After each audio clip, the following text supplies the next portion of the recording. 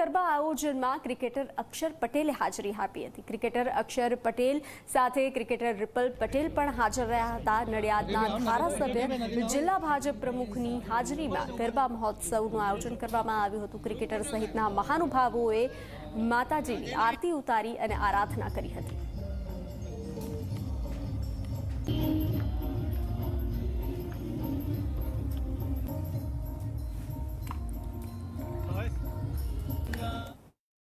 નવદુર્ગા યુવા મંડળે મને કીધું કે તમે આવો અને નવદુર્ગાનું નામ આગળ આરતી કરો પહેલા દિવસે, તો હું એના માટે પંકજભાઈ દેસાઈને થેન્ક યુ કહેવા માંગીશ કે નવદુર્ગા યુવા મંડળે જે રીતે મારું સ્વાગત કર્યું છે અને આજે પહેલા દિવસે મેં શાંતિથી આરતી કરાઈ, તો મને ખૂબ આનંદ અનુભવાય છે કે નડિયાદ મારું ગામ છે ને ત્યાં આગળ આવીને મેં અહીંયા પહેલા દિવસે આરતી કરી। વર્ષોથી નવરાત્રી એક મને લાગે છે કે દિવાળીની જેમ જ ઉજવાય છે અને નડિયાદના લોકો બધા જ રાતે શાંતિથી નડિયાદમાં ગરબા કરવા આવે છે અને